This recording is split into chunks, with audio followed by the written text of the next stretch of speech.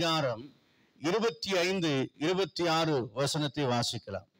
ஏசாயா 44 அதிகாரம் 25, 26 வசனங்கள்.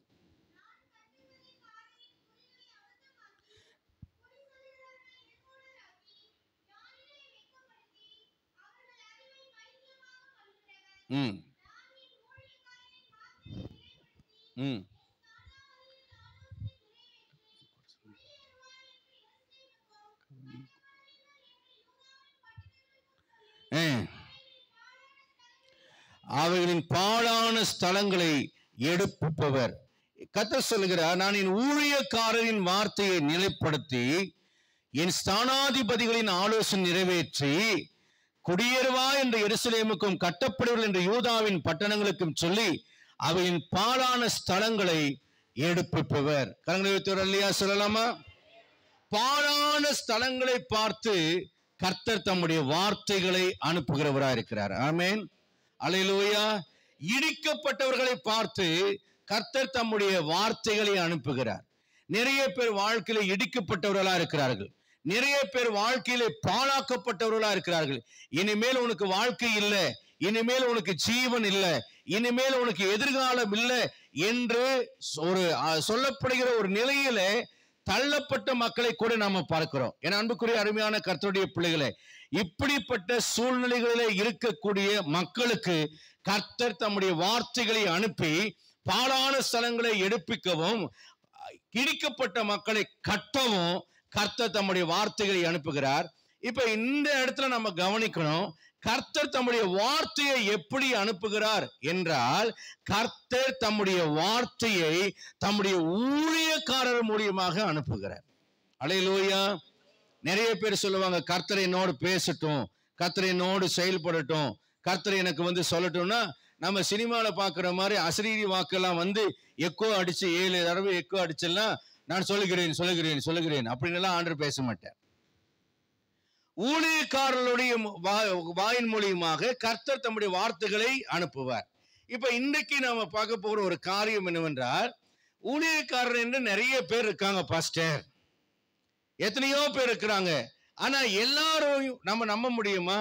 எல்லாருடைய வார்த்தைகளையும் நான் கேட்க முடியுமா என்றால் அங்கேதான் ஒரு பிரச்சனை இருக்கிறது.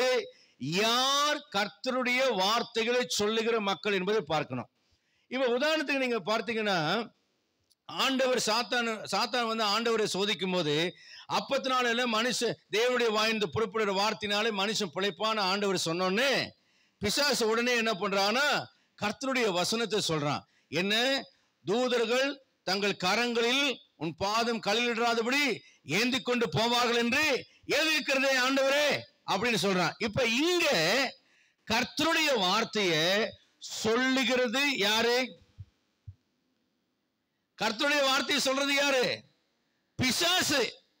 அப்போ கர்த்தருடைய வார்த்தையை அல்லது வேத வசனத்தை யார் வேணாலும் சொல்லலாம்.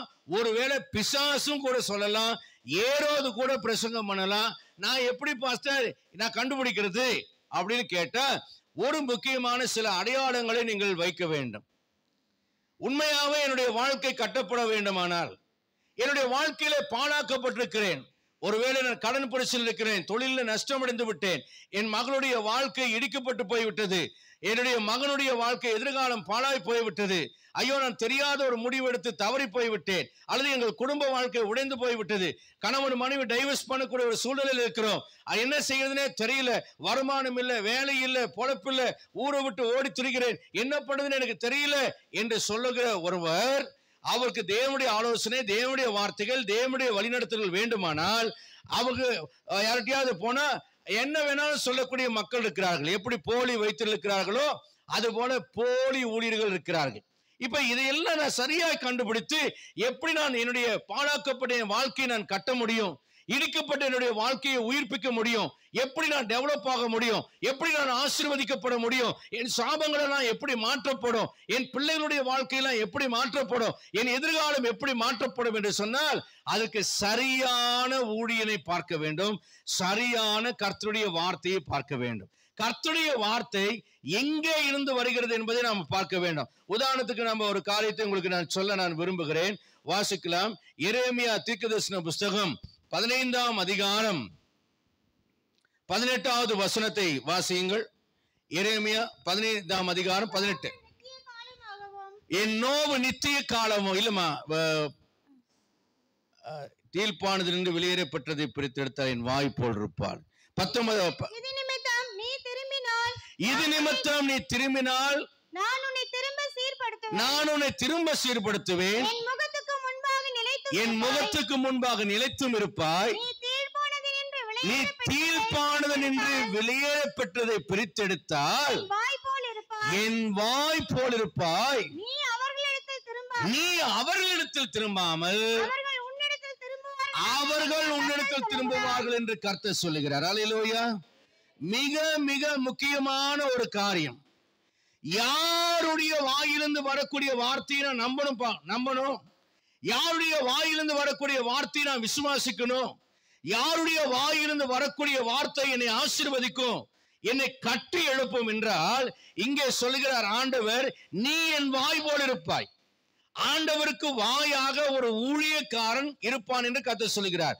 எந்த ஊழியக்காரன் ஆண்டவருக்கு வாய் போல் இருப்பான் என்று வாசித்தால், ஆங்கிலத்தில் வாசிக்கும் போது if you utter what is precious and not what is worthless you shall be as my mouth என்று வாசிக்கிறோம்.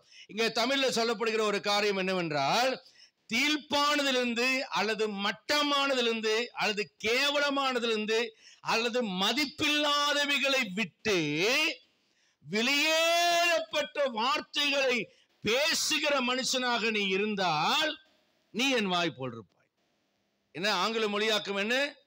மட்டமானதையோ அல்லது கேவலமானதையோ அல்லது மதிப்பில்லாத வார்த்தைகளை பேசுகிறவனாக இராமல் அதையெல்லாம் விட்டு வம்பு, புத்தீனமான பேச்சு, பரியாசம் இவைகளை எல்லாம் விட்டு விலை உயர்ந்த மதிப்பான கர்த்தருக்கு உகந்த தேவனை பிரியப்படுத்துகிற நல்ல காரியங்களை பேசுகிற ஒரு மனுஷனாக நீ இருப்பாயானால் நீ என் வாய் போல் இருப்பாய்.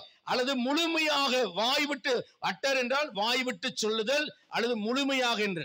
அப்ப வெளியேறப்பட்ட காரியத்தை முழுமையாக உன் வாயை விட்டு சொல்லுகிற ஒரு மனிதனாக நீ இருப்பாயானால் உன்னை நான் என் வாயாக்கிக் கொள்வேன் என்று கர்த்தர் சொல்லுகிறார். அப்ப நல்லா கவனிங்க, ஆசீர்வதிக்கிற ஒரு வாயோ, கர்த்தருடைய வார்த்தையை சொல்லுகிற ஒரு வாயோ கேவலமான, மட்டமான, அருவருப்பான, அசுத்தமான, கீழ்த்தரமான வார்த்தைகளை பேசுகிற நாவாக அது இருக்கக்கூடாது. ஆண்டவர் சொல்கிறார், துதித்திலும் சபித்திலும் ஒரே ஊற்றிலிருந்து வராது, தித்திப்பும் கசப்புமான நீரூற்று ஒரே ஊற்றிலிருந்து வராது என்று சொல்லுகிறார். அப்படியானால் கர்த்தருடைய வசனம் யார் மூலியமா நம்ம கேட்கிறோங்கிறது முக்கியம். கர்த்தருடைய வசனம் தான், அது யார் வேணாலும் சொல்லலாம். ஆனா கர்த்தருடைய வசனத்தை பேசுகிற வாய் எப்படிப்பட்ட வாயா இருக்கிறது அதை குறித்து தான் அவர் சொல்லுகிறார். 16ஆம் வசனத்திலிருந்து சொல்லுகிறார். வாசிக்கலாம். 16ஆம் வசனத்திலே இப்ப இந்த ஊழியக்காரனோ அல்லது இந்த மனிதனோ எப்படி இருக்க வேண்டும்? தேவனுடைய வார்த்தையை சொல்லுகிறவன், பாழாக்கப்பட்டவர்களை பார்த்து கர்த்தருடைய வார்த்தையை சொல்லி அவர்களை கட்டுகிறவன், இடிக்கப்பட்டவர்களை பார்த்து, நம்பிக்கையற்றவர்களை பார்த்து கர்த்தருடைய வார்த்தையை சொன்னால் அவர்கள் கட்டப்படுவார்கள். யார் அவன் எப்படிப்பட்டவனா இருக்க வேண்டும்? உம்முடைய வார்த்தைகள் கிடைத்தவுடனே உட்கொள்கிறவன், கர்த்தருடைய வார்த்தைக்கு உடனே கீழ்ப்படுகிறவனா இருக்க வேண்டும். நான் இங்கே கர்த்தருடைய வசனத்தை பேசுகிறேனா என்றால், என்னுடைய வார்த்தைகள் உங்கள் மேல் பலிக்க வேண்டும் என்றால் நான் கர்த்தருடைய வசனத்துக்கு கீழ்ப்படுகிறவனா இருக்க வேண்டும். அடுத்தது, உம்முடைய வார்த்தைகள் எனக்கு சந்தோஷமும் என் இருதயத்திற்கு மகிழ்ச்சியுமா இருந்தது. அல்லேலூயா. முதல்ல கர்த்தருடைய வசனம் எனக்கு சந்தோஷமா இருக்கணுங்க. பிரசங்கிக்கிற எனக்கு இந்த வசனம் சந்தோஷமா இருக்கும். நான் எனக்கு பிடிச்ச வசனம், எனக்கு பிடிக்காத வசனம் பிரிச்சு வச்சுட்டு பேசுகிற மனிதனா இருப்பேன் என்றால் நிச்சயமாக என்னுடைய நாவிலிருந்து கர்த்தருடைய வசனங்கள் வல்லமையா, கர்த்தருடைய வசனங்கள் வரலாம், ஆனா அந்த வசனங்களிலே வல்லமை இருக்காது. கர்த்தருடைய வசனங்களிலே வல்லமை இருப்பாது. இன்னைக்கு பெற்றோருடைய ஆலோசனைகள் பிள்ளைகளால மதிக்கப்படாததற்கு காரணம் என்னவென்றால், பெற்றோர் அவர்கள் பேசுகிற வார்த்தைகளுக்கு ஏற்றபடி நடக்காதனால பிள்ளைகள் அவருடைய வார்த்தைகளை என்ன செய்வதில்லை, மதிப்பது இல்லை. அப்ப எந்த பிள்ளைகள் பெற்றோருடைய வார்த்தையை மதிக்கிறார்கள், எந்த பெற்றோர் வாழ்ந்து காட்டி வார்த்தைகளை பேசுகிறார்களோ அந்த வார்த்தைகள் பிள்ளைகளுடைய வாழ்க்கையிலே வாழ்க்கையை கட்டுகிறதாய் காணப்படுகிறது. அல்லேலூயா. நன்றாய் கவனியுங்கள். இங்க ஊழியக்காரங்கிற பதத்தில் பேசுகிறது நான் என்னை மட்டும் சொல்லவில்லை. நீங்களும் இந்த இந்த உலகத்திற்கு ஊழியக்காரராக ஆசாரியர்களாக இருக்கிறீர்கள். உங்கள் குடும்பத்துக்கு ஆசாரியராக இருக்கிறீர்கள். நீங்கள் கர்த்தருடைய வார்த்தை கிடைத்தவுடனே சந்தோஷமும் மகிழ்ச்சியுமாய் ஏற்றுக்கொள்ள வேண்டும். 17ஆம் வசனம் சொல்கிறது, நான் பரியாசக்காரருடைய கூட்டத்தில் உட்கார்ந்து களி கூர்ந்ததில்லை. பாருங்க, டிவியில நிறைய ஜோக்கர்ஸ் நடிப்பாங்க. சினிமா ஜோக் சேனல்ஸ் எல்லாம் வரும். நிறைய பேரு அந்த பரியாச கூட்டத்தில் உட்கார்ந்து களி கூறாதீங்க. இன்னைக்கு உங்க வீட்டில் ஒரு சுத்திகரிப்பை ஏற்படுத்துங்கள்.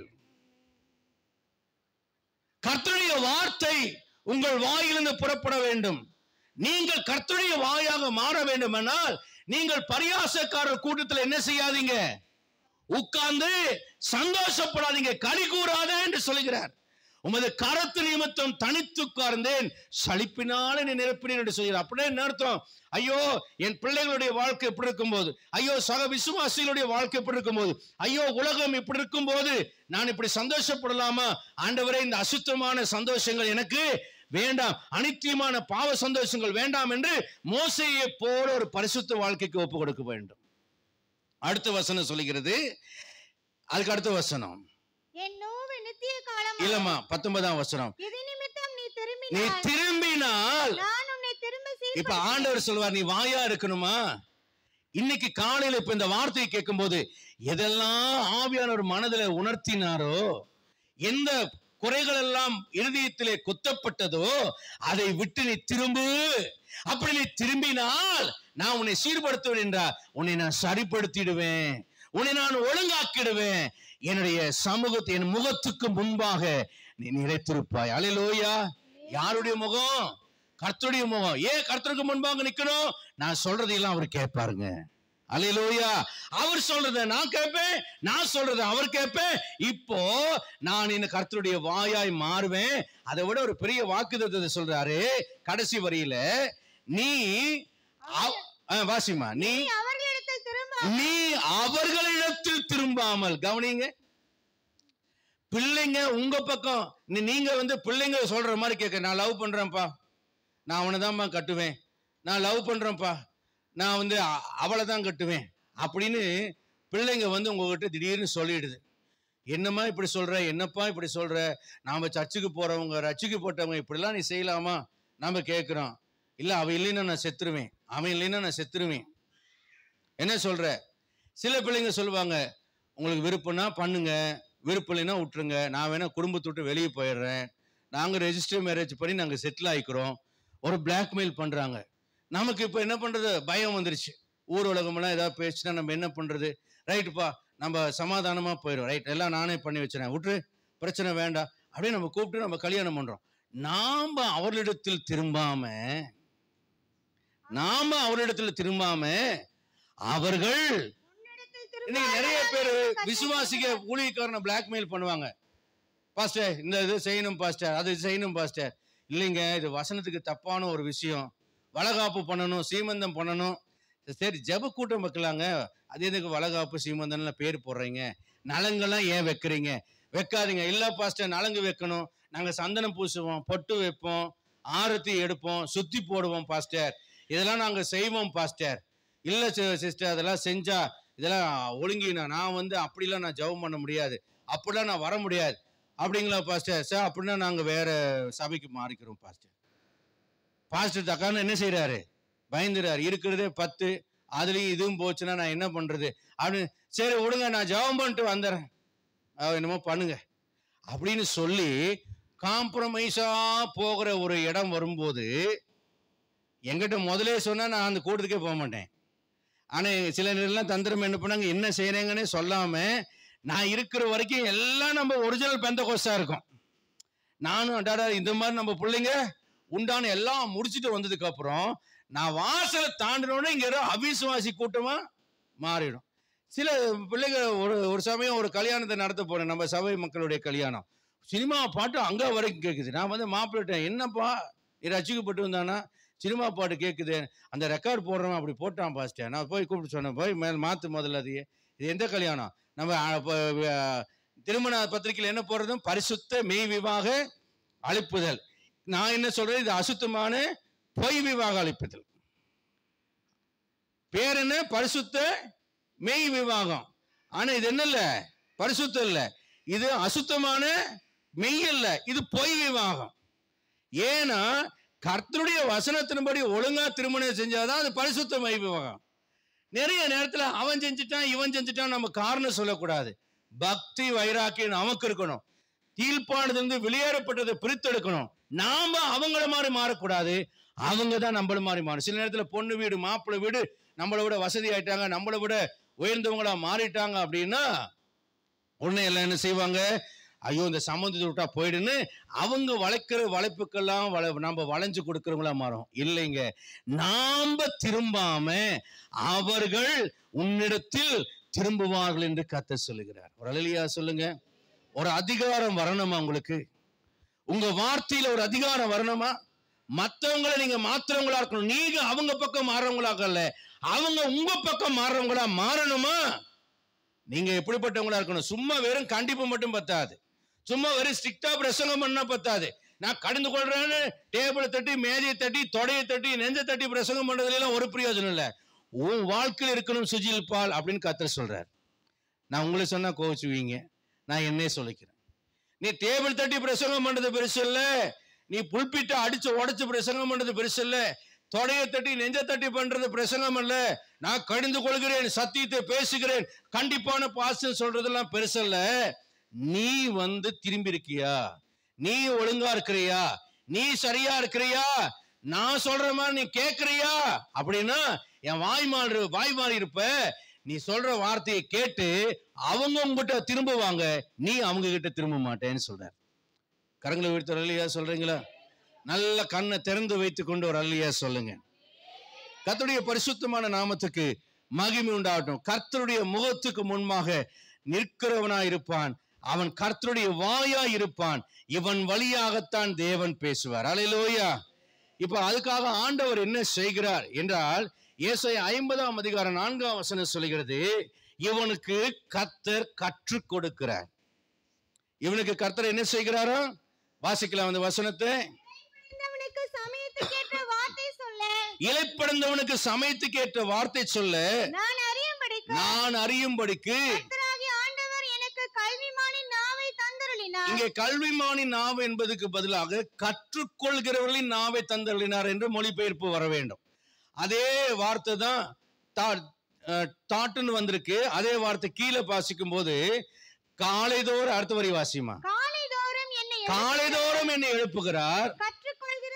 இதே வார்த்தை தான் அந்த கல்விமானின் நாவுக்கும் பயன்படுத்தப்பட்டிருக்கிறது. அப்போ கல்விமானின் நாவுன்றல கற்றுக்கொள்கிற மாணவனின் நாவு என்று சொல்லலாம். கற்றுக்கொள்கிறவர்களை போல கேட்கும்படி என் செவியை கவனிக்க செய்கிறார். அப்ப முதல்ல நம்ம என்ன செய்யணும்? பிரசங்கிக்கிறவன், பாழாக்கப்பட்டதை கட்டுகிறவன், இடிக்கப்பட்டதை கட்டுகிறவன், கர்த்தருடைய வார்த்தை யாருடைய வாயிலிருந்து புறப்படுகிற வார்த்தை நிறைவேறும் என்றால் முதலாவது இவன் எப்படிப்பட்டவனா இருக்கணும்னா கர்த்தரிடத்திலே கற்றுக்கொள்கிறவனா இருக்க வேண்டும். என்ன செய்யணும்? கர்த்தரிடத்துல. ஒரு சமயம் நான் சொன்னேன், ஆண்டவரே சபையில ஒன்றும் வளர்ச்சியே இல்லை, ஏன் ஆண்டவரே சபை வளர மாட்டேங்குதுன்னு ஒரு 15 வருஷத்துக்கு முன்னால ஆண்டவரிடத்துல கேட்டேன். 15-20 வருஷம் இருக்கும். அப்ப ஆண்டவர் சொன்னாரு, நீ எப்ப பார்த்தாலும் பூச்சி மருந்தே அடிச்சிட்டு இருக்கிற, நீ என்ன செய்ய மாட்டேங்கிற? உரம் போட மாட்டேங்கிற, கிளைய வெட்டுற, களைய பிடுங்குற, பூச்சி மருந்து போடுற, ஆனா என்ன செய்ய மாட்டேங்கிற? உரம் போட மாட்டேங்கிற. அப்படின்னா என்ன சொல்ற வர்றாரு தெரியுமா? கண்டிப்பான பிரசங்கம், உபதேசம், கடிந்து கொள்ளுதல், கண்டனம் பண்ணுதல், கண்டிப்பாய் நடத்துதல், போதக சிச்சை, இதையே பிரசங்கம் பண்ணிட்டு இருந்தீங்கன்னா இந்த ஆத்மாக்கு வியாதி இல்லாம இருக்கும். ஆனா ஆத்மா என்ன செய்யாது? வளராது. ஆண்டவர் சொல்றாரு, இது கனி தரல அப்படின்னு எஜமான் சொல்லும்போது தோட்டக்காரர் என்ன சொல்றாரு? அது சுத்திலும் கொத்தி களையெல்லாம் நீக்கிட்டு உரம் போடுவேன், அப்புறம் அது கனி கொடுக்குதான்னு பார்க்கலாங்கிறார். அப்ப நீ என்ன செய்யணும்? உரம் போடணும். உரம் என்றால் என்ன?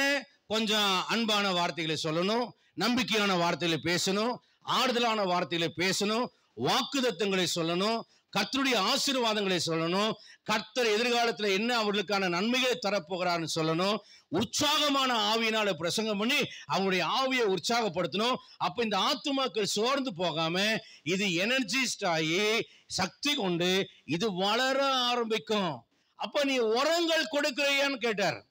எனக்கு நான் வளர்ந்த விதம் எப்படின்னா, ஒரு கண்டிப்பான சபையில வந்ததுனால எப்ப பார்த்தாலும் உபதேசம் உபதேசம் உபதேசம், கழிந்து கொள்ளுதல், கண்டனம் பண்ணுதல், விட்டா சபை விட்டு துரத்துதல், சபைக்கு வராது என்று சொல்லுதல், உன் தசமமாக வேண்டாம், உன் காணிக்க வேண்டாம்னு சொல்றதுன்னு, இப்படி நான் வளர்ந்த சபையில அப்படிதான் என்னை வழி நடத்தினதுனால நானும் அப்படி சபையை வழி நடத்தினேன். அப்ப ஆண்டு சொன்னாரு, கை குழந்தை அழுகுதுன்னு பெரம்பல் அடிக்கிற, அது கக்கா போகுதுன்னு சொல்லி சொல்லாம கொள்ளாம கக்கா பாவையான்னு அடிக்கிற, அது உச்சா போகுதுன்னு சொல்லாம கொள்ளாம உச்சா போதுன்னு அடிக்கிறேன்னா நீ யாருன்னு கேட்டார். நான் சொன்னேன், நான் பைத்தியக்காரனா தான் இருப்பேன். நீ இப்ப பைத்தியக்காரனா தான் இருக்கிற. வளராத குழந்தைகளா இருக்கிற விசுவாசிகளை அவங்களுடைய குறைவுகளா எண்ணாமல் அதை நீ சுமக்கிறவனாய் மாறும் பொழுதுதான் அந்த ஆத்துமா தினம் கொண்டு வளரும். வளர்ந்தவனை குறும்பு செய்யறவனை கண்டிக்கலாம். ஆனா வளராம இருக்கிற கை குழந்தையை போட்டு நீ உதைக்கிறியே, நீ யாருன்னு கேட்டார். அப்ப நான் சொன்ன, ஆண்டவரே நான் பைத்தியக்காரன் தான், கற்றுக்கொள்ளுன்னு சொன்னார். அப்போ வசனம் தெரிந்தா பத்தாது, பைபிளை பல தடவை படிச்சுட்டா பத்தாது, பல மணி நேரம் ஜெபிக்கிறவனா இருந்தா மட்டும் பத்தாது. விசுவாசிகளுடைய நிலைமைகளை புரிந்து கொண்டு அவரை உற்சாகப்படுத்தவும், தைரியப்படுத்தவும், ஆறுதல் படுத்தவும், தேர்தல் படுத்தவும் செய்யணும். அதுக்காக அதை மட்டுமே செய்யக்கூடாது, அதே சமயம் கணிந்து கொள்ளவும் மட்டுமே செய்யக்கூடாது. ரெண்டும் பேலன்ஸா இருக்கணும். எதை எப்ப செய்யணுங்கிறதும் தெரியணும், கற்றுக்கொள்ளணும்.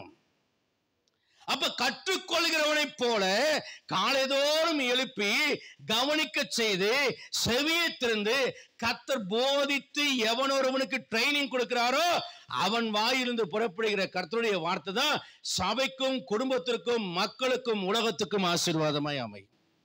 அப்பதான் கர்த்தர் மக்கள் சொல்லுவாங்க, கர்த்தர் என்னோடு பேசினார் என்று. உங்கள் குடும்பத்துல வெறுமையாய் கடிந்து கொள்ளாதிருங்க. எப்ப பார்த்தாலும் கண்டிப்பு என்று திட்டாதீர்கள். உங்க குழந்தைகள் சோர்ந்து போகிறதுங்கிறத பாருங்க, உங்க மனைவி சோர்ந்து போறாங்கிறத பாருங்க, உங்க கணவன் சோர்ந்து போறாங்கிறத பாருங்க. அவங்களுடைய இடிக்கப்பட்ட இடங்களை கட்ட வேண்டுமானால் முதல்ல நீங்க ஆண்டவரிடத்துல கற்றுக்கொண்டு, ஆண்டவரே அவருடைய வாழ்க்கைக்கு நான் உதவி செய்ய விரும்புகிறேன், அவர்களை கட்டும்படி விரும்புகிறேன், அவர் பாழாக்கப்பட்டு அவர்களை உருவாக்கும்படி நான் விரும்புகிறேன், நான் என்ன செய்ய வேண்டும் என்று கேளுங்கள். கர்த்தர் உங்களுக்கு சொல்லுவார். உங்கள் வாழ்க்கையை அநேகரை கட்டுகிற மக்களாக தேவனுடைய வாயாக கர்த்தர் உங்களை பயன்படுத்துவார். ரட்சிக்கப்படாத உங்க குடும்பத்திற்கு கர்த்தர் உங்களை பயன்படுத்துவார். ஏசாயா 50ஆம் அதிகாரம் 5ஆம் வசனம் சொல்கிறது. அந்த வசனத்தை வாசிங்க. ஆண்டவர் என் செவியை திறந்தார், நான் எதிர்க்கவும் இல்லை, நான் பின்வாங்கவும் இல்லை. கர்த்தர் நம்மளை பார்த்து சொல்லும் போது, நான் ஊழியத்துக்கு வந்த புதுசுல கர்த்தர் சொன்னார், எனக்கு நல்ல கலர் ட்ரெஸ் போடணும்னு ஆசை. விதவிதமான ட்ரெஸ் எங்க அம்மா வாங்கி வைத்திருந்தாங்க. நான் ஊழியத்துக்கு வந்ததுக்கு அப்புறம் நான் வீட்டுக்கு போனோன்னு அந்த ட்ரெஸ் எல்லாம் வாங்கிட்டு வந்து அழகா தைச்சு நான் டெய்லி அந்த ட்ரெஸ்ஸை போடுவேன். நிறைய பேர் கேட்பாங்க, இது எங்க தைச்சிங்க, எங்க வாங்கினீங்கன்னு. அப்படி நீட்டா எனக்கு இன்ஷர்ட் பண்ணணும், ஷூ போட்டுக்கணும், அப்படியே கையை வந்து ஒரு மணி நேரத்துக்கு 15 தடவையாவது கையை கழுவி வெள்ளை வெளேர்னு கையை வச்சுக்குவேன். நீட்டா இருக்கணும். எனக்கு ஷூ இல்லாம நான் இருக்க முடியாது. எங்க பாஸ்டர் கூப்பிட்டாரு, ஏப்பா இப்படி இருந்தா நான் உங்கள்கிட்ட எப்படி வேலை சொல்றதுன்னு கேட்டாரு. நான் சொன்னேன், சொல்லுங்க பாஸ்டர், பரவாயில்ல செய்யும், சட்ட துணியெல்லாம் அழுக்காகும்ல அப்படின்னாரு. அப்ப நான் என்ன செய்யறது பாஸ்டர்னு சொன்னேன்.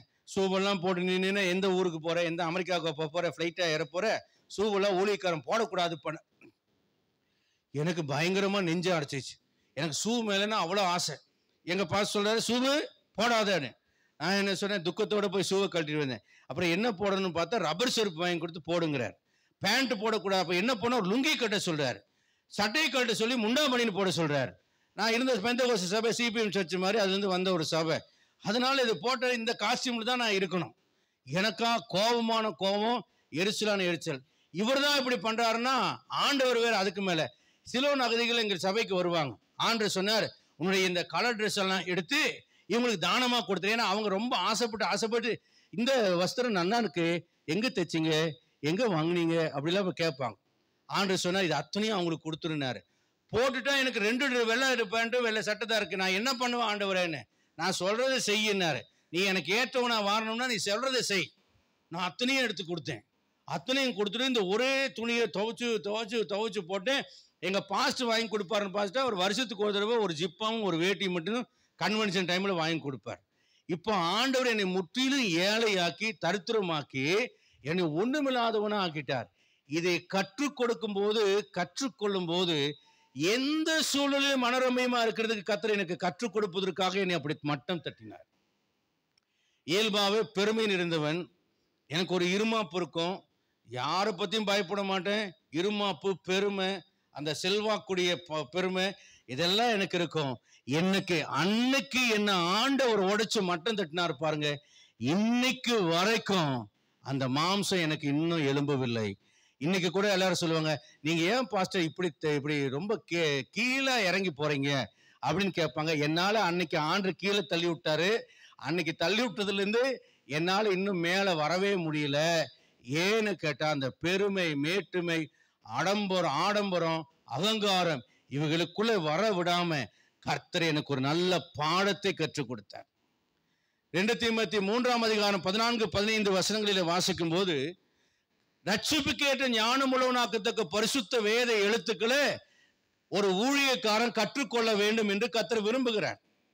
மற்றவங்களுக்கு கர்த்தருடைய வார்த்தையை சொல்ற முன்னால கற்றுக்கொள்ளுதல் என்றால் என்னன்னா, கீழ்ப்படிந்து நடத்துதெல்லாம் கற்றுக்கொள்ளுதல். நான் கீழ்ப்படிவதற்கு கற்றுக்கொள்ள வேண்டும். பணியாத மாடு போல ஆண்டவரை நம்மை அடித்து விடக்கூடாது. கீழ்ப்படிய கற்றுக்கொள்ளணும். இந்த நுகத்துல போட்டப்படுற மாடு ஃபர்ஸ்ட் பாத்தீங்கன்னா அடங்காது, அது திமிரிட்டு ஓடும். ஆண்டவர் சொல்றாரு, எபிராயி நன்றாய் போரடிக்க விரும்புகிற கிடாரியா இருக்கிறான், ஆனால் அவன் அழகான கழுத்தின் மேல் நுகத்தடியை வைப்பேங்கிறார். நம்ம எந்த பொறுப்பும் விரும்பாத மக்களா இருப்போம். நம்ம ஜாலியா இருக்கணும் விரும்புகிறோம் இருப்போம்.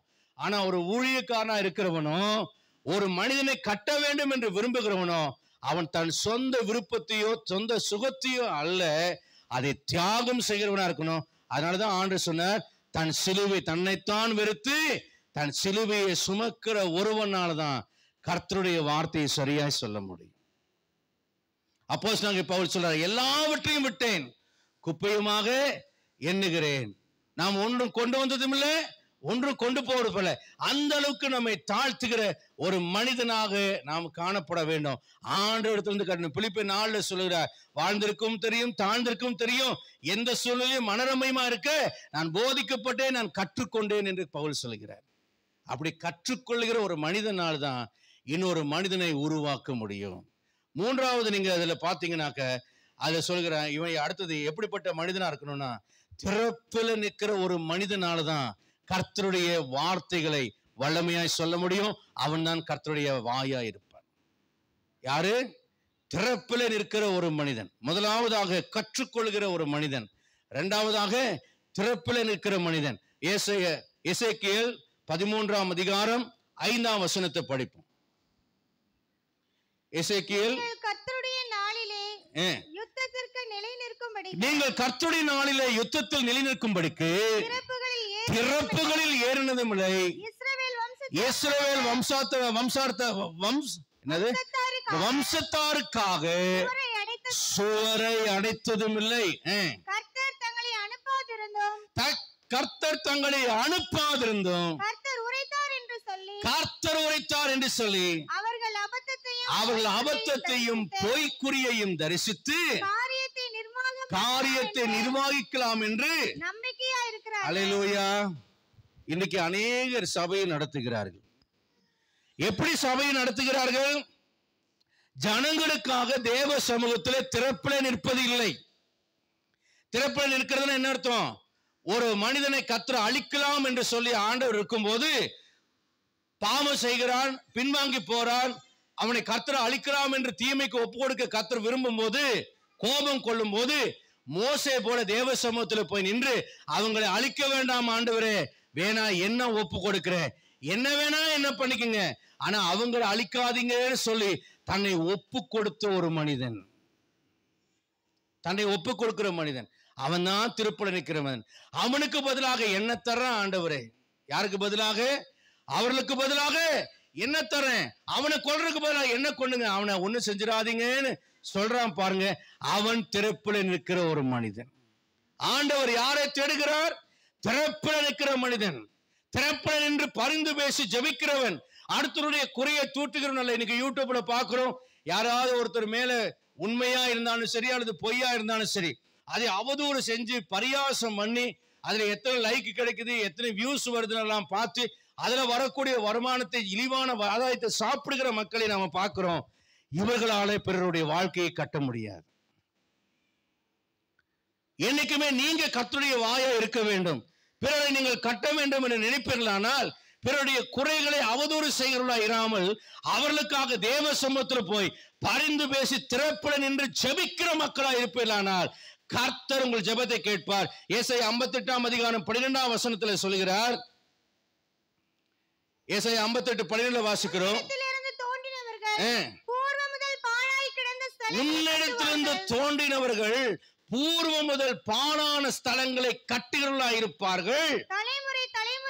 ஆண்டவர் சொல்கிறார், தலைமுறை தலைமுறையாக இருக்கும் அஸ்திவாரங்கள் மேல் நீ கட்டுவாய், திறப்பானதை அடைக்கிறவன் என்றும் குடியிருக்கும்படிக்கு பாதைகளை திருத்துகிறவன் என்றும் நீ பெயர் பெறுவாய். அல்லேலூயா.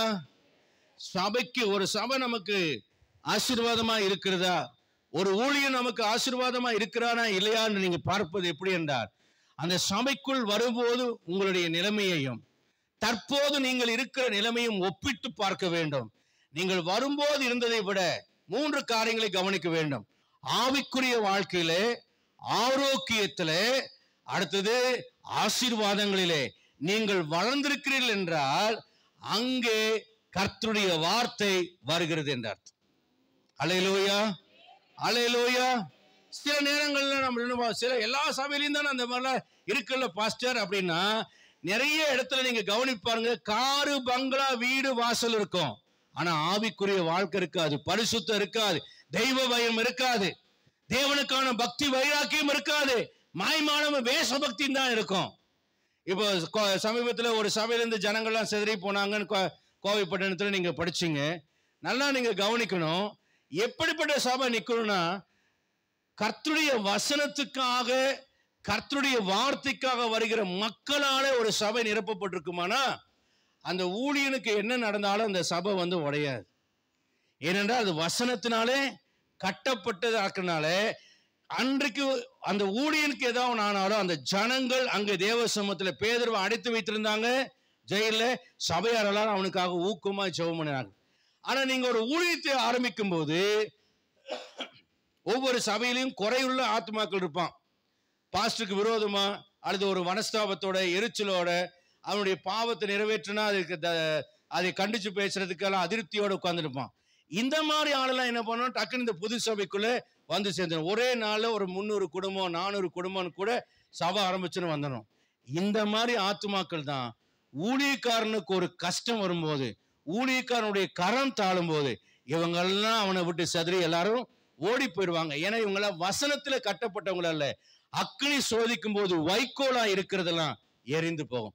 வெளியேற பெற்ற கல்லும் பொன் வெள்ளியா இருக்குமானால் அது நினைச்சிருக்கும், அது கட்டின ஊழியக்காரனுக்கு ஆசீர்வாதம் இருக்கும். உங்க பிள்ளைகளையும் அப்படித்தான், உங்கள் குடும்பத்தையும் அப்படித்தான், கர்த்தருடைய வார்த்தை சொல்றதும் அப்படித்தான். நீங்க எப்படி சொல்லணும்னா, திறப்பில் நின்று வெளியேறப்பட்ட காரியங்களினாலே நீங்க சபையை கட்டுங்க.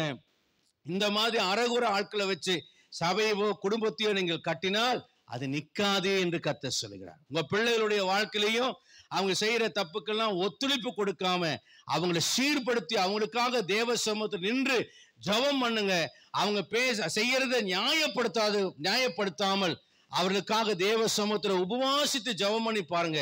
வீதியில மூர்ச்சித்து கிடைக்கிற உங்கள் பிள்ளைகளுக்காக அதிகாலை இருந்து திறப்பின் வாசல் நின்று நதியளவு கண்ணீர் விட்டு ஜெபம் பண்ணுங்க, நிச்சயமாய் மாறும். எங்க அம்மா அடிக்கடி சொல்லுவாங்க, நான் வேதத்தை மறந்தா உன் பிள்ளைகளை மறப்பேன்னு கர்த்தர் சொல்றாரா, நான் இந்த வேதத்தை மறக்கல, என் பிள்ளைகளாக உங்களை மறக்க மாட்டாங்கன்னு சொல்லி விடியற்கால 2 மணியிலிருந்து அவங்க உட்கார்ந்து ஜெபம் பண்றதை நான் பார்த்துக்கிறேன். இன்னைக்கு பிள்ளைங்க நாங்க நல்லா இருக்கிறோம்னா என் தாயா திறப்புல நின்று ஜெபித்ததுனால. இரண்டாவதாக ஜெபிக்கிற மக்களா இருக்க வேண்டும். மூன்றாவதாக நீங்க பாத்தீங்கன்னாக்க புலம்பல் 2ஆம் அதிகாரம் 13-14 வசனத்தை வாசிக்கலாம். மூன்றாவது புலம்பல் 2ஆம் அதிகாரம் 13-14 வசனம். நான் வாசிக்கிறேன். உன் காயம் சமுத்திரத்தை போல் பெரிதா இருக்கிறதே, உன்னை குணமாக்குறவன் யார்? 14ஆம் வசனத்தை படிங்க. 2:14. 14. உன் தீர்க்கதரிசிகள் உன் தீர்க்கதரிசிகள் அபத்தமும் வியர்த்தமான தரிசனங்களை உனக்காக தரிசித்தார்கள். அவர்கள் உன் சிறையிருப்பை விளக்கும்படி உன் அக்கிரமத்தை எடுத்து காட்டாமல் அபத்தமானவைகளையும் கேடானவைகளையும் உனக்காக தரிசித்தார்கள். மூன்றாவதாக, கர்த்தருடைய வாயா இருக்கிறவன் என்ன செய்ய வேண்டும் என்றால், அபத்தமும் வியர்த்தமானதை தரிசிக்காம ஒரு மனிதனுடைய சிறையிருப்பு விலகுவதற்காக அவன் அக்கிரமத்தை எடுத்து காட்டுகிறவனாய் மாற வேண்டும்.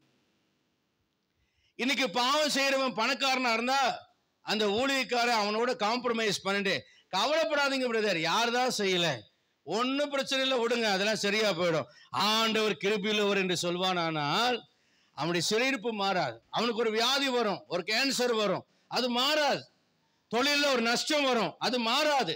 அவன் மகள் வாழ்க்கைப்படாமல் இளம் வயதிலேயே டைவர்ஸ் ஆகி நிற்பா, அது மாறாது. ஏன் மாறவில்லை?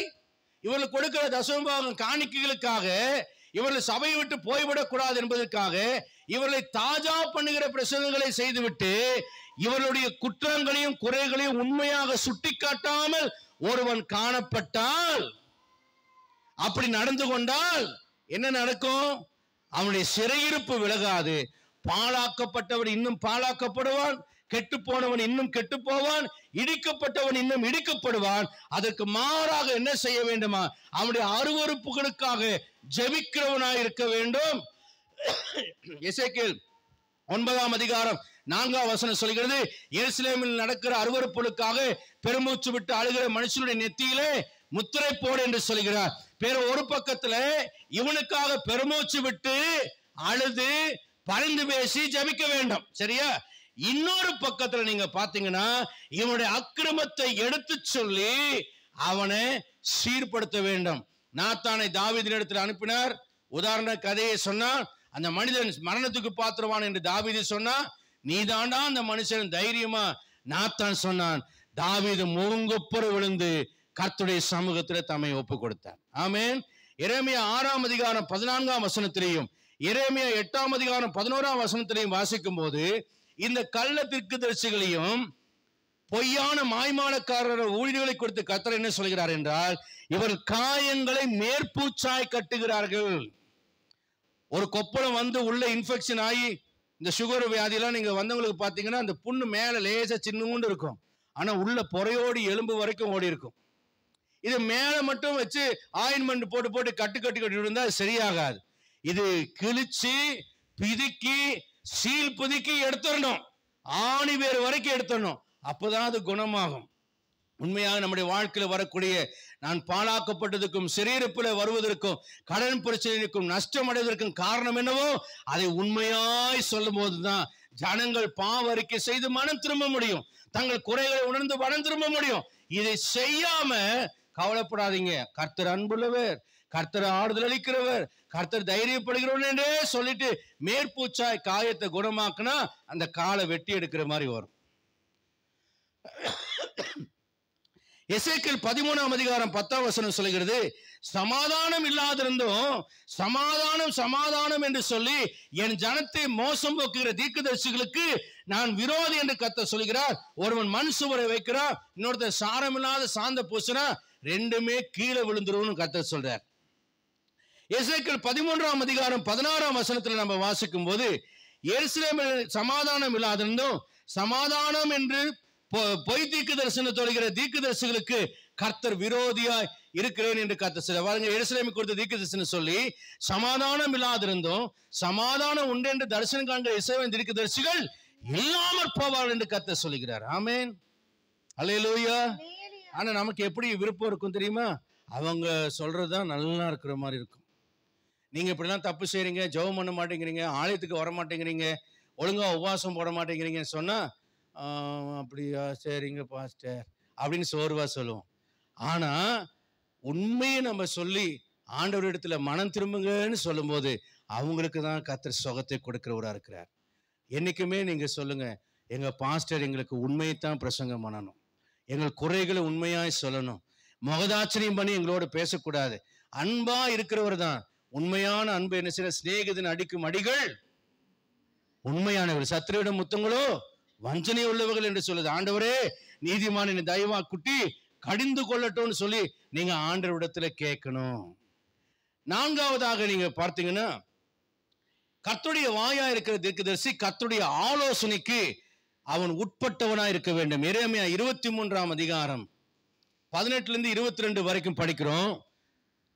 எரேமியா கர்த்தருடைய ஆலோசனையில் கூட நின்று அவருடைய வார்த்தையை கேட்டறிந்தவன் யார்? அவருடைய வார்த்தையை கவனித்து கேட்டவன் யார்? தொடர்ந்து கீழே பாத்தீங்கன்னா, துன்மார்க்கருடைய தலையின் மேலே உக்கிரமாய் கர்த்தருடைய கோபத்தின் காற்று மோதும். கர்த்தர் தம்முடைய இருதயத்தின் நிலவை நடப்பித்து கோபத்தை அவர் விளங்க பண்ண போறாருங்கிறதையும், அடுத்து தீர்க்கதரிசி, அந்த தீர்க்கதரிசிகளை நான் அனுப்பாதிருந்தும் அவர்கள் ஓடினார்கள், அவர்களோடு நான் பேசாதிருந்தும் அவர்கள் தீர்க்க தரிசனம் சொன்னாங்க. இவங்க கர்த்தருடைய ஆலோசனையில என்ன செய்யல, நிக்கல. இப்ப உதாரணத்துக்கு நீங்க பாத்தீங்கன்னா 1 ராஜாக்கள் 18ஆம் அதிகாரத்துல 19-23 வசனம் வரைக்கும் பாத்தீங்கன்னா, ஆகாப் கிராமத்துல யுத்தம் பண்ண போறேன்னு யோசபாத் ராஜாவை கூப்பிட்டு வச்சுட்டு தீர்க்கதரிசிகிட்ட திருவாக்கு கேட்கிறான். அப்ப ஆகாபுக்குன்னு ஜால்ரா போற சிதேக்கியா என்கிற தீர்க்கதரிசி தலைமையில 400 தீர்க்கதரிசிகள் இருந்தாங்க. அவங்க எல்லாம் ஏக வாக்க என்ன சொன்னாங்க, போங்க ராஜாவே, நீங்க அவங்கள இப்படி முட்டி தள்ளி எல்லாத்தையும் அழிச்சு போடுவீங்க அப்படின்னு சொல்றாங்க. ஆனா இந்த யோசபாத் ராஜாக்கு மட்டும் இந்த பொய் தீர்க்கதரிசிகளுடைய தீர்க்கதரிசனத்து மேல நம்பிக்கை இல்லை. அவனுக்கு யோசிக்கிறான், ஆகா பொல்லாதவனா இருக்க, எப்படி நல்ல தீர்க்கதரிசனம் வரும்? அப்ப ஆகாபை பார்த்து கேட்கிறேன், இதை தவிர கர்த்தருடைய தீர்க்கதரிசி யாரும் இல்லையா? ஒருத்தன் இருக்காயா, அவன் எப்ப பார்த்தாலும் எனக்கு விரோதமாவே தீர்க்கதரிசனம் சொல்றான். உடனே யோசபாத் சொல்றான், அப்படி சொல்லாதீங்க ஆகாப் ராஜாவே, அவனை கூப்பிடுங்க, கர்த்தருடைய வார்த்தை அவனிடத்தில் உண்டுங்கிறான். மிகாயாவை கூட்டிட்டு வர்றதுக்கு ஒரு ஆள் போகும்போது சொல்றான், எல்லாரும் 400 பேரும் ராஜாவுக்கு ஏக வாக்கா ஜால்ரா போட்டுட்டான், நீயும் வந்து ஒரு ஜால்ராவை போட்டுட்டு சொயிச்சக்க அடிச்சுட்டு போயிடு அப்படின்னு சொல்லும் போது சரின்னு வரான். உடனே ஆகாப் சொல்றான், இப்போ நாங்க போய் யுத்தம் பண்ண போலாமா வேண்டாமான்னு சொல்லுப்பா மிகாயா அப்படின்னு சொன்னே. போ ராஜாவே, உங்க காரியம் வாய்க்கணும்னு சொல்றான். உடனே இந்த ஆகாபுக்கு ஆச்சரியம் வந்துருச்சு, இவன் உண்மையை சொல்லல, இவன் பொய் சொல்றான்னு தெரிஞ்சு போச்சு. உடனே சொல்றா, டேய், கர்த்தருடைய வார்த்தை என்று வேறொன்றையும் சொல்லாதபடிக்கு எத்தனை தடவை கர்த்தர் மேல உன்னை ஆணையிடுவிக்கன்னு சொன்னோடனே இப்ப அவன் உடனே அவனுக்கு ஆவியானவர் இறங்கிட்டார். அவனால சும்மா இப்ப இவன் மூக்க சொரிஞ்சானா அவனால சும்மா இருக்க முடியாது. ஏதோ பேசாம பொட்டாட்டா போயிடலான்னு பார்த்தா அவன் விட மாட்டேங்கிறான். உடனே அவனுக்கு வந்தது பாருங்க, கேளப்பா, பரமசேனின் திரள் உட்கார்ந்து இருந்தது, ஆண்டவர் சிங்காசனத்தை வீட்டு இருந்தார், ஆண்டவர் ஆலோசனை கேட்டார், ஆகாபு போய் சாவணும் ராமோத்துல, அதுக்கு அவனை சாகடிக்கிறதுக்கு என்ன பண்ணலாம் அப்படின்னு கேட்டாரு. ஒருவன் இப்படியும் ஒருவன் அப்படியுமா சொன்னான். அப்பொழுது ஒரு ஆவி வந்து நின்னது. அந்த ஆவி வந்து நின்றுட்டு நான் போய் அதை செய்யறேன்னு சொல்லுச்சு. என்ன செய்வேன்னு ஆண்டவர் கேட்டார். அவருடைய 400 தீர்க்கதரிசியின் வாயிலையும் பொய்யின் ஆவியா உட்கார்ந்து அவனை தப்பா வழி நடத்துவேன்னு சொல்லிச்சு. ஆகவே இந்த 400 தீர்க்கதரிசியின் வாயிலும் கர்த்தர் பொய்யின் ஆவியை கட்டளையிட்டார், நீ போவ, நீ திரும்பி வர மாட்டேன்னு சொல்றான். பாத்தீங்களா? ஒரு துன்மார்க்கனுக்கு கர்த்தருடைய வார்த்தை நன்மையா அவனுக்கு ஜால்ரா போடாது. இப்ப நீங்க நல்லா கவனிக்கணும். ஒருத்தவங்க உங்களை பார்த்து சொல்லும் போது நல்ல வார்த்தைகளை சொன்னா நீங்க உங்களை எடை போட்டு பாருங்க. உங்க மனசாட்சிக்கு நீங்க யாருன்னு தெரியும் போது எப்படி நீங்க அந்த வார்த்தையை நீங்க நம்புவீங்க? உங்கள் பாவங்களை சுட்டி காட்டினால், உங்கள் குறைகளை சுட்டி காட்டினால் உடனே தாவீதை போல முழங்கால் படிட்டு, ஆண்டவரே நான் ஒப்பு கொடுக்கிறேன், என்னை சரி செய்யுங்கன்னு ஒப்பு கொடுத்து பாருங்க. உங்க வாழ்க்கையை கர்த்தர் கட்ட வல்லவராய் இருக்கிறார். அதை விட இவன் எப்ப பார்த்தாலும் இப்படிதான் என்னை திட்டி பேசுவான், திட்டி பிரசங்கம் பண்ணுவான், கடிந்து கொள்வான், இப்படியே என்ன மனசு சோர்வடைய செய்வான், நான் வேற சபைக்கு போறேன், வேற ஊழியக்காரனை தேடுறேன், வேற தீர்க்கதரிசியை தேடுறேன்னு போனீங்கன்னா நம்முடைய வாழ்க்கையில ஒரு பொழுதும் விடுதலை வரவே வராது. ஆகாபனுடைய வாழ்க்கையை போல நம்முடைய வாழ்க்கை நடக்கும். ஏனென்றால் இவர்கள் என்ன செய்கிறார்கள்? எரேமியா 23ஆம் அதிகாரம் 16ஆம் வசனம் சொல்கிறது, இவர்கள் மாயக்காரர்கள் என்று கர்த்தர் சொல்கிறார். என்ன சொல்றாரு? எரேமியா 23:11 இவர்கள் மாயக்காரர்கள், ஆசாரியன் முதல் கொண்டு தீர்க்கதரிசி வரை மாயக்காரர் என்று கர்த்தர் சொல்றாரு. அடுத்தது 23:14 வசனத்துல படிக்கும் போது அந்த வசனத்தை படிங்க. திடுக்கிடத்தக்க காரியத்தை நான் காண்கிறேன். பாருங்க, நல்லா கவனிங்க. விபச்சாரம் பண்றாங்க, வஞ்சகமாய் நடக்கிறாங்க, ஒருவனும் தன் பொல்லாப்பை விட்டு திரும்பாதபடிக்கு பொல்லாதவர்களுடைய கைகளை திடப்படுத்துகிறார்கள். அவர்கள் எல்லாரும் எனக்கு சோதமை போலவும் அதன் குடிகள் கொமராவை போலவும் இருக்கிறார்கள் என்று கர்த்தர் சொல்லுகிறார். அல்லேலூயா. விபச்சாரம் பண்றவனே சோதம் கொமரா ஜனங்களை போல வாழ்றவனை பார்த்து இந்த தீர்க்கதரிசிகள் அவனுடைய கரங்களை திடப்படுத்துகிறார்கள். பயப்படாதே, நான் உன்னோட கூட இருக்கிறேன். அப்ப அவன் இன்னும் டாஸ்மாக் போய் நல்ல இன்னொரு பெக்கி குடிச்சு போட்டு வருவான். பயப்படாதே, நான் உன்னை விட்டு விலகுதும் கைவிடலை. விபச்சாரம் பண்றதுக்கு இன்னும் கொஞ்சம் எக்ஸ்ட்ரா போய் விபச்சாரம் பண்ணுவான். 4 கொலையை பண்ணிட்டு வருவான். மகனை, நான் உன்னோடு கூர்ந்து காரியங்களை வாய்க்க செய்வேன். தீர்க்க தரிசனம். அவன் எப்ப மனம் திரும்புவான்? மனம் திரும்பவே மாட்டான். கள்ள தீர்க்கதரிசிகள் சொல்லுகிற இப்படிப்பட்ட தீர்க்கதரிசிகள் இருக்கிறார்கள், அவர்கள் எனக்கு அருவருப்பா இருக்கிறார்கள் என்று கர்த்தர் சொல்கிறார். ஆமென். எரேமியா 23ஆம் அதிகாரம் 16ஆம் வசனத்தில் சொல்கிறார், அவர்கள் தாங்கள் யூகித்த காரியத்தை சொல்லி வீண் பெருமை கொள்ள செய்கிறார்களாம். அவரே எனக்கு தீர்க்கதரிசி சொல்லிட்டாராமா. இவன் என்ன? ஒரு மனுஷன் மெட்ராஸ்ல ஒரு சபைக்கு, பிரபலமான சபைக்கு போற ஒரு மனுஷன் குடிச்சிட்டு நான் குடியிருந்த வீட்டுக்கு பக்கத்துல வருவான். அப்போ ஒரு நாள் என்னை பார்த்து, நீங்க வரல, எங்க வீட்டுக்கு வந்து ஜெபம் பண்ணலைன்னா நான் செத்து போயிடுவேன்னா, தற்கொலை பண்ண போறேன்னா. நான் ட்ரெயினுக்கு புறப்பட்டுருக்கேன். என் மூத்த 2வது பொண்ணு பிறந்திருக்கிறா, ட்ரெயினுக்கு புறப்பட்டுருக்கேன். அப்போ அவனை பார்த்து சொன்னேன், கண்டிப்பாக வரேன்னு அவனுக்கு ப்ராமிஸ் எல்லாம் பண்ணிட்டு வாக்கு கொடுத்துட்டு போய் அவனுக்காக மறுபடியும் வந்து அவன் வீட்டில் ஜெபம் பண்ண. அதுக்கப்புறம் சபைக்கு வந்தான். குடியை விட்டுட்டான். மேலே குடி வச்ச வீடு, நான் குடியிருக்கிற வீட்டுக்கு மேலே குடி வச்சேன். கொஞ்ச நாள் ஆச்சு. அந்த தெருவில் இருக்கிறவங்களாம் சொன்னாங்க, ஃபாதர் உங்கள் முகத்துக்காக பார்க்குறோம், அவன் 10 மணிக்கு மேலே குடிச்சிட்டு ரோட்டில் அலம்பலம் பண்ணுறான், அடி வெளுத்துருவோம் அப்படின்னு சொன்னாங்க. அப்போ நான் கூப்பிட்டு சொன்னேன், என்ன நீங்கள் குடிக்கிறீங்கன்னு எல்லாரும் சொல்கிறாங்க. ஏன்னா நான் 9 மணிக்கு கதை சாத்தி படுத்துருவேன். 9:30 டாஸ்மார்க்கு போய் குடிச்சு போட்டு வந்து, இதில் என்ன பியூட்டின்னா, பாஸ்டர் ஒரு 100 ரூபா இருக்குமான்னு எங்கிட்ட கேட்பான். சார் பிரதர் கஷ்டப்படுறாருன்னு கொடுப்பேன். எங்கிட்ட காசு வாங்கிட்டு போய் டாஸ்மார்க்கில் குடிச்சிட்டு வருவான். அப்போ நான் அவரை பார்த்து சொன்னேன், ஒன்று இந்த திராட்சரசம், ராபோஜன திராட்சரசத்தை குடி, இல்லைன்னா ஒழுங்காக டாஸ்மார்க் திராட்சரசத்தை குடி. இதையும் அதையும் ஒன்றா குடிக்காத. கடைசியில் நான் பந்தி விட்டு உன்னை தள்ளி தான் வைக்கணும், மனம் திரும்பி இது பாவம், இப்படிலாம் செய்யக்கூடாதுன்னு சொன்னபோது ஒரு நாள் குடிச்சிட்டு வந்துட்டு மாடியில் நின்றுட்டு, ஏய் கபார், மெட்ராஸில் 20,000 பேர் வர சபை, ஒரு சபை, அந்த பேரை நான் சொல்ல விரும்பல, அந்த சபையிலேயே நான் தண்ணியை போட்டுட்டு தான் ராபோதனை எடுத்துட்டு வருவேன். நீ துக்கடா சபை ஒரு 50-60 பேரை வச்சுக்கிட்டு எனக்கு ராபோதம் தரமாட்டேன்னு சொல்றியா? நீ என்ன அந்த பாஸ்டர் விட பெரிய பாஸ்டரா அப்படின்னு கேட்கிறான். நிறைய இடங்களிலே பாருங்க, மனம் திரும்புகிற பிரசங்கங்கள், குறைகளை குற்றங்களை உணர்த்துகிற பிரசங்கங்கள் இல்லாதனால ஜனங்கள் பாவம் செய்கிறவர்கள் துணிகரமாகவும் பெருமை கொள்ளுகிறவர்களாக கடிந்து கொள்ளப்படாதவர்களாய் காணப்படுகிறார்கள். வீண் பெருமை கொள்ளும்படி செய்கிறார்கள். இதனால என்ன நடக்கிறது என்றால், அனுப்பாதிருந்தும் ஓடுகிறவர்கள், பேசாதிருந்தும் பேசுகிறவர்கள், தங்கள் எரேமியா 23:26 சொல்கிறார், தங்கள் இருதயத்தின் வஞ்சகத்தை சொல்கிறவர்கள். எரேமியா 23:30 சொல்கிறார், கர்த்தருடைய வார்த்தையை அயலான இடத்திலிருந்து திருடுகிறவர்கள். பிரபலமான ஒரு தீர்க்கதரிசனம் சொல்லிவிட்டா இவங்க அந்த தீர்க்கதரிசனத்தை எல்லாம் எடுத்து வச்சுக்கிட்டு இவங்க தீர்க்கதரிசனம் சொல்ற மாதிரி தீர்க்கதரிசனம் சொல்றது. பிரபலமானவங்களுடைய பிரசங்கத்தை எல்லாம் எடுத்து வச்சுக்கிட்டு இவங்க பிரசங்கம் பண்ற மாதிரி பிரசங்கம் பண்றது. அந்த வசனத்தை நீங்க படுத்துட்டீங்கன்னா வாசிங்க 23:30. ஒவ்வொருவராய் தன் அயலாரிடத்தில் என் வார்த்தைகளை திருட்டுத்தனமாய் எடுக்கிற தீர்க்கதரிசிகளுக்கு நான் விரோதி என்று கர்த்தர் சொல்லுகிறார். பாருங்க, இந்த யூடியூப்ல மெசேஜ் வரும்ல, அதுல ஒரு 4 பாயிண்ட், இதுல ஒரு 4 பாயிண்ட், இந்த மாதிரி புத்தகத்துல வர 4 பாயிண்ட் எடுத்து வச்சு திருட்டுத்தனமா எடுத்து தாம் பிரசங்கம் பண்ற மாதிரி கர்த்தர் தனக்கு சொன்னது மாதிரி பிரசங்கம் பண்றான். பாருங்க, அவனுக்கு கர்த்தர் விரோதிங்கிறான். கர்த்தருடைய வார்த்தை திருடுகிற மக்கள் இருக்கிறார். நாம நினைப்போம் என்ன ஆழமா ஒரு பிரசங்கம் பண்றாரு. இவனுடைய பிரசங்கம் அல்ல, அயலாகத்தார் இடத்துல யாரோ பண்ண பிரசங்கத்தை திருட்டுத்தனமா எடுத்து பிரசங்கம் பண்றது. அடுத்தது சொல்லுகிறார் 23:31 தங்கள் நாவின் சொல்லையே வழங்குகிற மக்கள். அடுத்தது 13:7 வாசிக்கிறோம், கர்த்தரை உரைக்காதிருந்தும் சொல்லுகிறவர்கள், தழுவணைகளை தைத்து கொடுக்கிறவர்கள், தலகணைகளை தைத்து கொடுக்கிறவர்கள். 2 காரியத்தை சொல்றார். எசேக்கியேல் 13:18 வசனத்தை நீங்க படிச்சு பாருங்க. 18 வசனம், எசேக்கியேல் 13ஆம் அதிகாரம். பாருங்க, தழுவணைகள்னு என்ன தெரியுமா? அப்படியே கட்டளை படிக்கும்போது இந்த குழந்தைங்க அப்படியே கட்டி பிடிச்சி படுக்கிறதுக்கு உருண்டையான தலகாணி இருக்கும் பாருங்க, அந்த தலகாணிக்கு பேர் தழுவணைகள் என்று பெயர். எதுனா கூட அம்மா படுத்துக்கிற மாதிரி இருக்கும், அப்பா படுத்துக்கிற மாதிரி இருக்கும், குழந்தைக்கு அதை கட்டி பிடிச்சி படுத்துட்டு இருக்கும். இது எதை குறிக்கிறது என்றால், அவங்க செய்யற பாவத்துக்கு ஜால்ரா போடுறது குறிக்குது.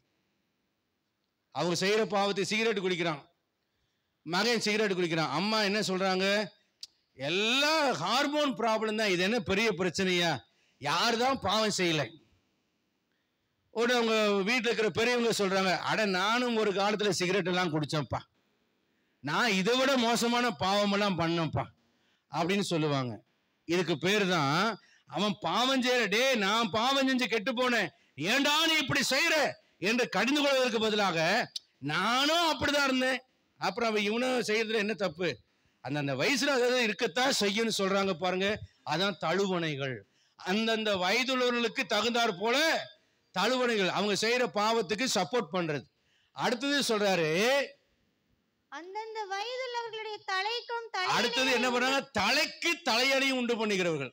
தழுவணை வேற, தலையணை வேற. இது தலைக்கு தலையணை அப்படின்னா இளைப்பாறுவதற்கு, சமாதானப்படுத்துவதற்கு, நீ செய்யற பாவத்தை குறித்து கவலைப்படாத அப்படின்னு சொல்லி அவங்களுக்கு குற்ற மனசாட்சி வராம அவங்க துணிகரமாய் செய்வதற்கு, அவங்கள பயப்படுத்தாம அவங்கள திடப்படுத்துகிறவர்கள்.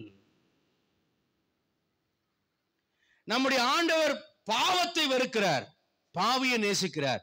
பாவியை நேசித்தாலும் பாவி செய்யற பாவத்தை வெறுக்கிறார் என்பதை நாம் மறந்து விடக்கூடாது.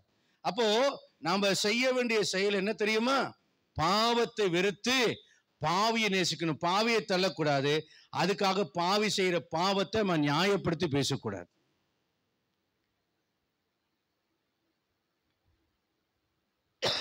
ரெண்டு தீமோத்தேயு 4:3 சொல்லுகிறது, அவங்க சுயேட்சைக்கேற்ற போதகளை தங்களுக்கு திரளாய் சேர்த்து கொண்டு சத்தியத்துக்கு செவி விலைக்கு கட்டுக்கதைக்கு சாய்ந்து போவார் என்று சொல்லப்பட்டிருக்கிறது. என் அன்புக்குரிய அருமையான கர்த்தருடைய பிள்ளைகளே, நாம ஜாக்கிரதையா இருந்து நாம நம்முடைய ஆத்மாவை காத்து கொள்ளணும். எங்கே கர்த்தருடைய வார்த்தை வருகிறது என்றால், எனக்கு தழுவனையும் தலையணையும் தைத்து கொடுக்காமல் நீயே அந்த மனிதன் என்று என்னை கடிந்து கொள்கிற வாய்தான் கர்த்தருடைய வாய். கடைசியாக சொல்லி நான் ஒன்றை சொல்லி நான் முடிக்க நான் விரும்புகிறேன். கலாத்தியர் 1 10, 11, 12 வசனம் சொல்கிறது, நான் மனுஷனையா தேவனையா யாரை பிரியப்படுத்த பார்க்கிறேன், நான் மனுஷனை பிரியப்படுத்தினா இருந்தால் நான் தேவனுடைய ஊழியக்காரன் அல்லவே. கர்த்தரிடத்தில் பெற்றுக்கொண்டு, கர்த்தரிடத்தில் சத்தியத்தை பெற்றுக்கொண்டு கர்த்தருக்காக வாழ்கிற ஒரு மனிதனாய் இருக்க வேண்டும். சபையையோ மனுஷனையோ பிரியப்படுத்துகிற ஒரு ஊழியனாக அந்த வாய் காணப்படக்கூடாது. அல்லேலூயா. சில நேரங்களில் ஏன் அப்படி மனுஷனை பிரியப்படுத்த மாறுகிறார்கள் என்றால், வேதம் சொல்கிறது ஏசாயா 56, 10, 11 சுகபோக பிரியர்கள், பண ஆசை உள்ளவர்கள், பகுத்தறிவில்லாத மேய்ப்பர்கள், குலைக்க மாட்டாத ஊமையான நாய்கள், பெருவயிற்று சோம்பேறிகள், மதுபான பிரியராயிருக்கிற ஒரு மனிதன் என்ன செய்ய மாட்டான், மனுஷனை பிரியப்படுத்துறவனா இருப்பான், ஆனா தேவனை பிரியப்படுத்துறவனா மாற மாட்டான். அந்த வசனத்தை படிங்க. அவனுடைய காவற்காரர் எல்லாரும் ஒன்றும் அறியாத குருடன். காவற்காரன் இந்த கர்த்தருடைய வார்த்தையை பேசி எச்சரிக்கிறவன். ஒன்றும் அறியாத குருடன். அவர்கள் எல்லாரும் குலைக்க மாட்டாத ஊமையான நாய்கள். ஆபத்து வருதுன்னு சொல்லி எச்சரிக்காத குலைக்க மாட்டாத ஊமையான நாய். தூக்க மயக்கமாய் புலம்புகிறவர்கள். சோம்பேறியா இருக்கிறவன். படுத்துக் கொள்ளுகிறவர்கள். நித்திரை பிரியர். எப்ப பார்த்தாலும் படுத்து தூங்கி சுகமா வாழ்றவன். அடுத்தது திருப்தி அடையாது பெருவயிற்று நாய்கள். என்னைக்கும் ஊழியர்கள் பாத்தீங்கன்னா, நம்ம பெந்தகோஸ்த மக்கள் ருசி ருசியா சாப்பிடணும் ஓடாம அதிகமா உபவாசங்களுக்கு உங்க வாழ்க்கையை ஒப்பு கொடுங்க. அல்லேலூயா. நல்லா ஒரு அல்லேலூயா சொல்லுங்கண்ணே. அந்த காலெல்லாம் மலையேறி போயிடுச்சுங்க. உபவாசம் போட்டு தேவனை நோக்கி ஜெபித்த காலெல்லாம் போயிடுச்சு. இப்ப ஃபாஸ்ட் போட்டும் விதவிதமான ஹோட்டலும், பிரியமானவனே உன் ஆத்மா வாழ்வது போல எல்லா ஹோட்டலுக்கும் சென்று விதவிதமாக சாப்பிட்டு சுகமா இருந்து பெருவயிற்று நாயாருன்னு சொல்லிட்டு இப்ப நிறைய அப்படி ஒரு தப்பான ஒரு ஆவி நம்மளை வழி நடத்துகிறோம். நமக்கு பொருளாதார செழிப்பு பெருகி போச்சு பாருங்க, உபவாசிக்க வேண்டிய அவசியம் இல்லைன்னு நினைச்சிட்டு ஓடுறோம். இதனுடைய விளைவு என்ன தெரியுமா, நம்முடைய இளைய தலைமுறை கர்த்தருக்கு பயப்படாம தூரமாய் போகிறதை நான் பார்க்கிறேன். எங்க நாட்களெல்லாம் உபவாசத்தோடு சர்ச்சுகளுக்கு போவோம், உபவாசத்தோடு பள்ளிக்கூடங்களுக்கு போவோம், படிக்க போவோம், வேலைக்கு போவோம்.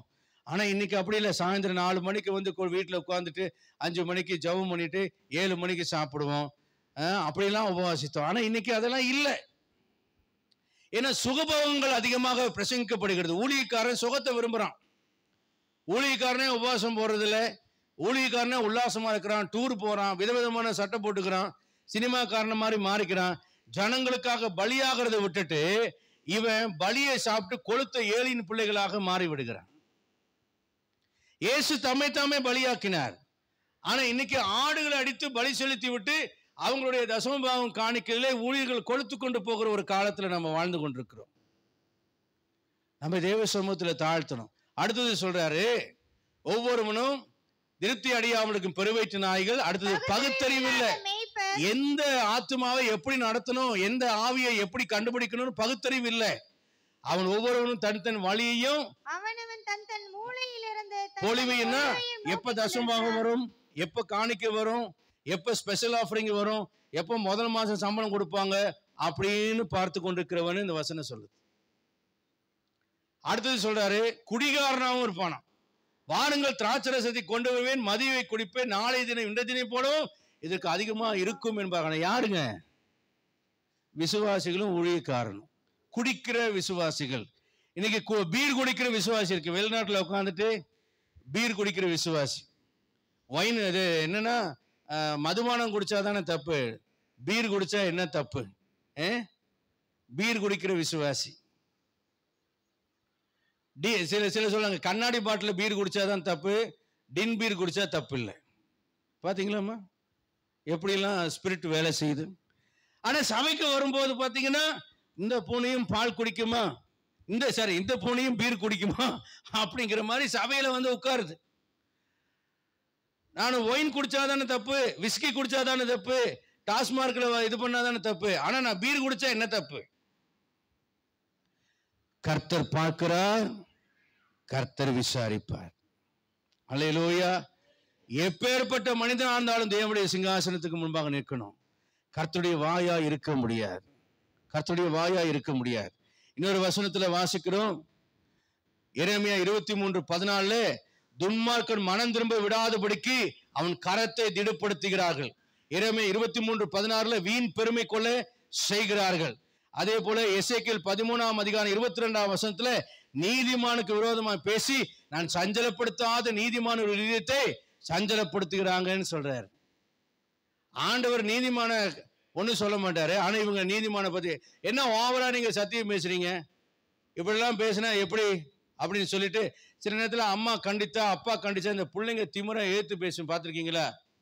ஏன் நீ மட்டும் ரொம்ப யோக்கியமா நடந்தியா? நீ மட்டும் யோக்கியமா நடந்த? நீ என்னென்ன பண்ணிருப்பியோ யாருக்கு தெரியும்? முதல்ல உன்னை பாரு, முதல்ல உன்னை திருத்து, முதல்ல உன்னை சரிப்படுத்து, அப்புறம் வந்து எனக்கு சொல்லுவியா? எங்களுக்கு தெரியும் நாங்க என்ன பண்ணோம், எங்களுக்கு தெரியும். வாய் கொழுப்பு, நாக்க அறுப்பார் ஆண்டவர். நான் சஞ்சலப்படுத்தாத நீதிமானுடைய இதயத்தை நீங்கள் முறிய பண்ணினபடினால், இந்த வசனம் போடுகிறது, குறித்து வைத்துக் கொள்ளுங்க. எசேக்கியேல் 13:22. நான் சஞ்சலப்படுத்தாத நீதிமானின் இதயத்தை நீங்கள் வீணாய் முறிய பண்ணினபடியால், அந்த அம்மாவோ அந்த அப்பாவோ உள்ளம் உடைஞ்சு கிடந்தாலும் நீ ஒரு நாள் நல்லா இருக்க மாட்டேன். துன்மார்க்கன் தன் பொல்லாத வழியை விட்டு திரும்பவும் நான் அவனை உயிரோடு காக்கவும் கூடாதபடிக்கு அவன் அக்கிரமத்தை சொல்லாம அவன் அக்கிரமம் செய்யறதுக்கு அவனை உற்சாகப்படுத்துறியா என்று கர்த்தர் கேட்கிறார். இதுதாங்க சத்தியம், இதுதான் சத்தியம். ஒரு ஊழியக்காரன் மனுஷனை பிரியப்படுத்துறதுக்காக பேச மாட்டான், நீதிமான துக்கப்படுத்த மாட்டான், அவன் கர்த்தருக்கு பிரியமானவனாக அவன் ஊழியத்தை செய்வான். இன்னைக்கு ஒரு தீர்மானம் எடுங்க. ஊழியர்கள் என்பது முழு நேரமா ஊழியர் செய்யற ஊழியர்களை மட்டும் நான் சொல்லல, நாம் ஒவ்வொருவரும் ராஜரீகமான ஆசாரியர்களா இருக்கிறோம். நாம் எப்படி இருக்கிறோம்? நம்முடைய உதடுகள் அறிவை காக்க வேண்டும். வேதத்தை நம்முடைய வாயிலே தேடுகிறார்களே, நாம் கர்த்தருடைய வாயாய் மாற வேண்டுமா? நாம் சரியா இருக்க வேண்டும். பாழாக்கப்பட்டவர்களெல்லாம் நாம் கட்ட வேண்டுமா? இடிக்கப்பட்டவர்களெல்லாம் நாம் எழுப்பி நிறுத்த வேண்டுமா? ஒரு நெகேமியாவை போல நாம் செயல்பட வேண்டுமா? இன்றைக்கு நாம நம்மளை ஆராய்ந்து சரிபடுத்தி கொண்டால் நாம அநேக பாலானவைகளை கட்டுதல் என்றும் குடியிருக்கும்படி பாதைகளை திருத்தல் என்றும் பெயர் பெற்று அநேகருடைய வாழ்க்கையை கட்டுகிற ஒரு பரிசுத்தமான பாத்திரமாக கர்த்தர் உங்களையும் என்னையும் பயன்படுத்துவார். அல்லேலூயா. இன்னைக்கு பிரசங்கத்தினுடைய தலைப்பு கர்த்தருடைய வாயாய் நான் இருப்பேன். அல்லேலூயா. கர்த்தருடைய வாயாய் நான் இருப்பேன். பாழானவைகளை கட்டுகிறவனாய் மாறுவேன், திறப்பானதை அடைக்கிறவனாய் மாறுவேன், பாதைகளை திருத்துகிறவனாய் மாறுவேன். முழங்கால் படிட்டு ஜெபிப்போம்.